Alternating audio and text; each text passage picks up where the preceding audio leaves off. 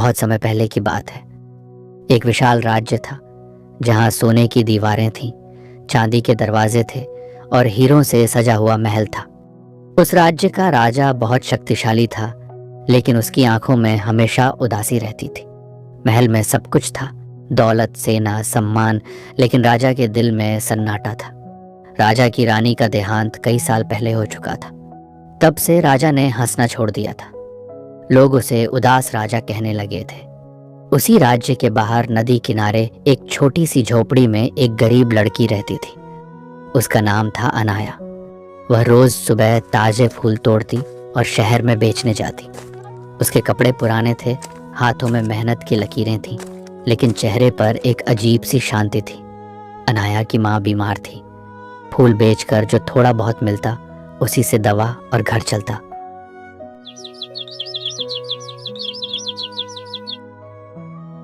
एक दिन राजा अकेले घोड़े पर बैठा महल से बाहर निकल आया।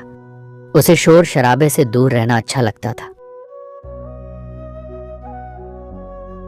नदी के किनारे उसने एक लड़की को देखा जो फूलों की टोकरी सजाकर बैठी थी। राजा ने देखा, लड़की मुस्कुरा रही थी। राजा चौंक गया। इतनी गरीबी में भी कोई इतना शांत कैसे हो सकता है? राजा ने पास जाकर पूछा,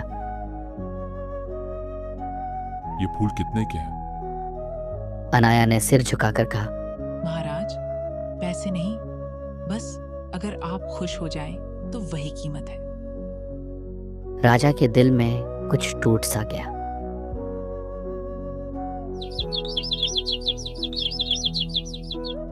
अब राजा रोज उसी जगह आने लगा। वह अनाया से बातें करता, जिंदगी, दर्द, सपनों के बारे में। अनाया ने कहा, दुख सबके पास होता है महाराज, फर्क सिर्फ इतना है कि कोई उसे मुस्कान से छुपा लेता है। राजा पहली बार मुस्कुराया। धीरे धीरे राजा का दिल अनाया की सादगी से जुड़ गया और अनाया को राजा की उदास आंखों से प्यार हो गया। एक दिन दरबार को पता चल गया। मंत्री भड़क उठे। एक राजा और गरीब लड़की, ये राज्य का अपमान है। राजा ने गुस्से में कहा, अगर प्यार अपमान है तो मुझे यह अपमान मंजूर है। लेकिन समाज नहीं माना। अनाया को महल छोड़ने का आदेश दिया गया। बारिश की रात थी। अनाया चुपचाप नदी किनारे खड़ी थी। राजा आया, आंखों में आंसू थे। अनाया बोली, महाराज, आप राजा बनकर खुश नहीं थे, अब इंसान बनकर खुश रहिए। राजा ने कहा, तुम्हारे बिना यह ताज भी बोझ है। अनाया ने फूल राजा के हाथ में रख दिए और चली गई।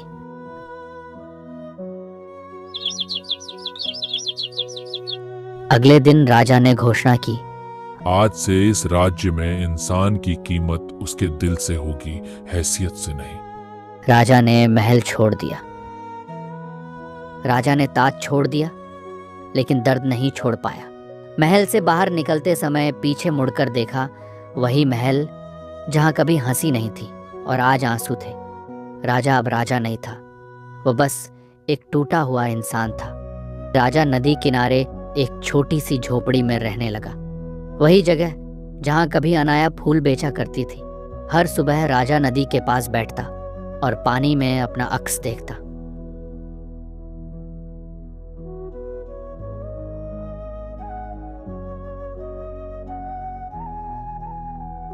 उसे ताज नहीं दिखता, बस खालीपन दिखता। वह खुद से कहता, अगर प्यार अपराध था तो मैं ये अपराध रोज करूंगा। राजा ने उस जगह को साफ किया जहां अनाया बैठा करती थी, वहीं फूल उगाने लगा।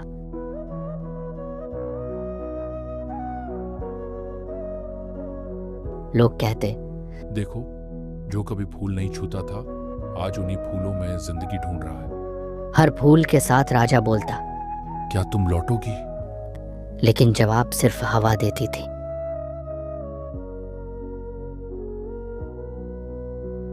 दूर एक गांव में अनाया अपनी बीमार मां के साथ रहती थी। मां ने एक दिन पूछा, क्या राजा तुम्हें भूल गया? अनाया मुस्कुराई, आंखों में आंसू थे। नहीं माँ, सच्चा प्यार कभी भूलता नहीं, वो बस दूर से सहता है। लेकिन अनाया की सेहत अब बिगड़ने लगी थी। दिन भर मेहनत, रात भर यादें। एक दिन अनाया बहुत कमजोर हो गई। उसने आखिरी बार फूलों की टोकरी उठाई और नदी की तरफ चल पड़ी। उसी नदी की तरफ जहां उसका प्यार रहता था। रात राजा ने दूर से देखा, एक जानी पहचानी चाल, वही फूल, वही सादगी। अनाया। राजा दौड़ा। पहली बार किसी राजा ने नहीं, एक इंसान ने दौड़ लगाई। अनाया गिर पड़ी। फूल बिखर गए जैसे उनके सपने। राजा ने उसे गोद में उठाया, आंसू गिरते हुए बोले, मैंने ताज छोड़ दिया तुम्हें पाने के लिए। अनाया ने धीमी आवाज में कहा, ताज छोड़ना आसान था, मुझे छोड़ना सबसे मुश्किल। सूरज डूब रहा था। अनाया की आंखें बंद हो रही थीं। उसने राजा के हाथ में एक फूल रखा और कहा, अब ये फूल किसी और को मत देना, ये सिर्फ याद बनकर रख लेना। और फिर अनाया चली गई। राजा चीख नहीं पाया, वह बस चुप रहा, क्योंकि कुछ दर्द आवाज नहीं मांगते। आज भी लोग कहते हैं, नदी किनारे एक आदमी रहता है जो रोज फूल उगाता है और किसी से बात नहीं करता, लेकिन हर फूल के साथ वो कहता है, देखो अनाया, मैं अब राजा नहीं हूं, बस तुम्हारा हूं। अनाया के जाने के बाद वक्त चलता रहा, लेकिन राजा वहीं रुक गया। वह अब नाम का राजा नहीं था। लोग उसे बस फूलों वाला बाबा कहने लगे। फूलों वाला बाबा हर सुबह सूरज से पहले उठकर वह नदी किनारे फूल लगाता। हर फूल पर पानी डालते समय वह धीरे से कहता, आज भी तुम लौट आओ, मैं पहचान लूंगा। लोग पूछते, बाबा किसका इंतजार है? वह मुस्कुराता और कुछ नहीं कहता। एक रात तेज आंधी आई, आसमान गरजा, नदी उफान पर थी। बाबा नदी किनारे बैठा रहा। हाथ में एक सूखा फूल था, अनाया का आखिरी फूल। उसने आसमान की ओर देखा और कहा, अगर प्यार सच में भगवान होता है तो आज मुझे भी बुला लो।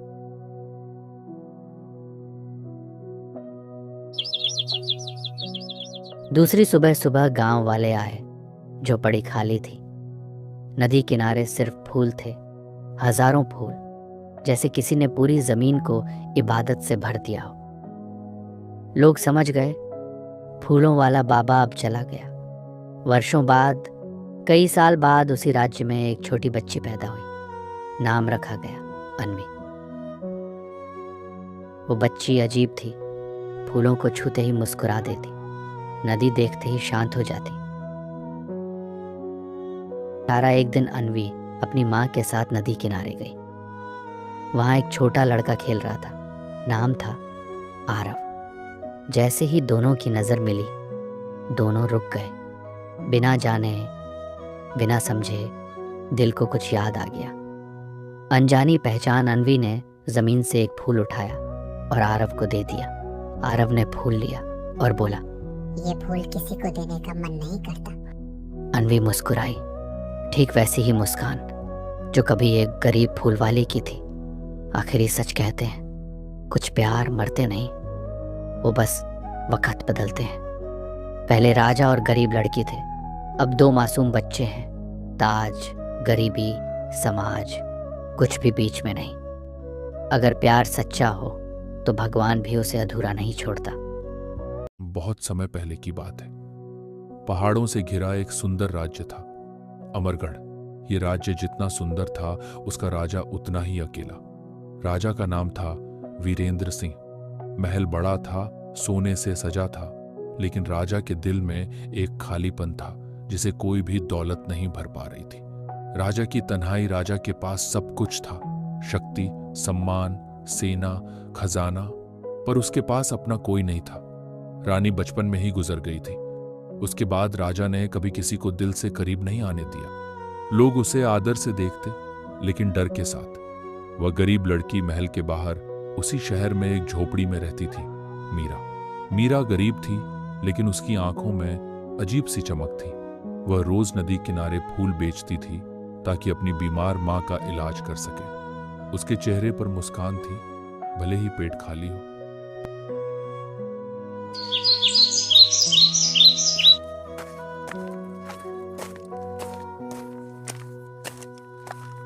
एक सुबह राजा भेष बदलकर शहर देखने निकला। नदी किनारे उसने मीरा को देखा, धूप में खड़ी, हाथ में फूलों की टोकरी और चेहरे पर थकान के बावजूद शांति।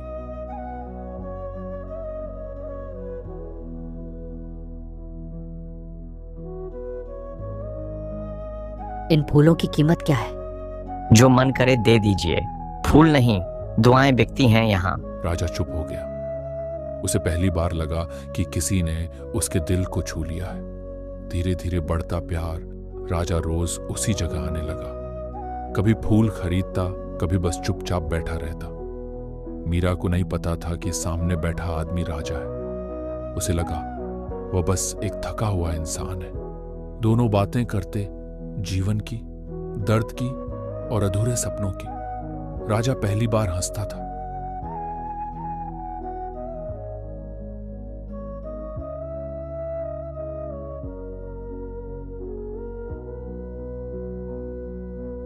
एक दिन महल में मीरा को फूल देने के लिए बुलाया गया। जैसे ही वह दरबार में पहुंची, उसके पैरों तले जमीन खिसक गई। वही आदमी राजा के सिंहासन पर बैठा था। मीरा की आंखें भर आईं। मीरा, मैं वही हूं, पर मैं तुमसे झूठ नहीं बोलना चाहता था। महाराज, गरीब की दोस्ती तो ठीक है, पर उसका प्यार वह राजमहल में नहीं टिकता। राजा मीरा से विवाह करना चाहता था, लेकिन दरबार, मंत्री, समाज सब खिलाफ थे। एक गरीब लड़की रानी नहीं बन सकती, और वह शहर छोड़कर चली गई।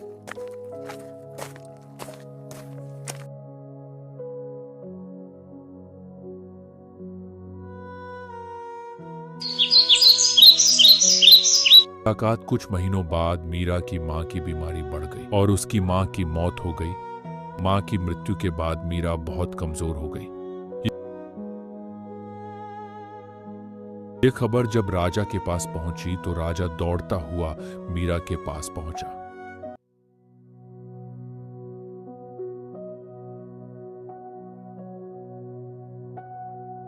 अगर मैं रानी नहीं बन सकी तो क्या आपकी याद बन सकती हूँ?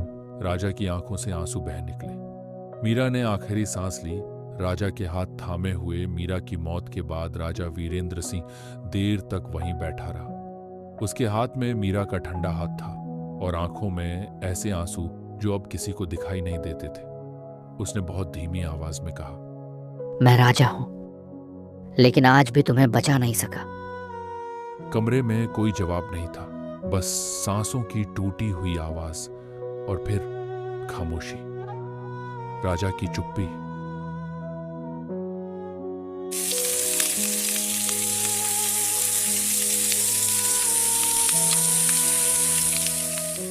मीरा की मृत्यु के बाद राजा ने कभी शादी नहीं की। उसने नदी किनारे एक छोटा सा मंदिर बनवाया। हर सुबह वहां फूल रखे जाते। लोग कहते थे, राजा आज भी किसी का इंतजार करता है जो कभी लौटकर नहीं आएगी। उस दिन के बाद राजा ने बोलना लगभग छोड़ दिया। दरबार लगता था, लेकिन राजा कुछ नहीं कहता। मंत्री सवाल करते, राजा बस खिड़की से बाहर देखता, उसी नदी की ओर जहां मीरा फूल बेचा करती थी।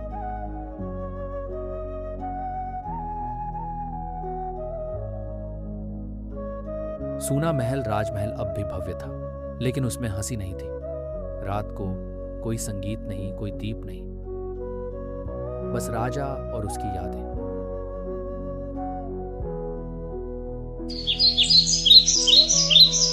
फूलों का बोझ राजा रोज सुबह नदी किनारे बने छोटे से मंदिर में जाता।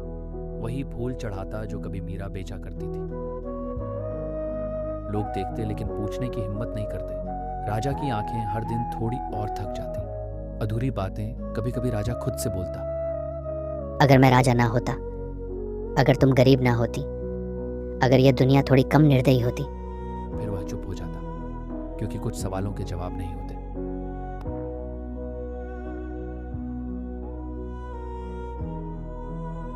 ठंडी रात राजा बहुत देर तक मंदिर के सामने बैठा रहा। उसने फूलों को देखा और धीरे से कहा, मीरा, आज मैं बहुत थक गया हूं। उस रात राजा वापस महल नहीं लौटा।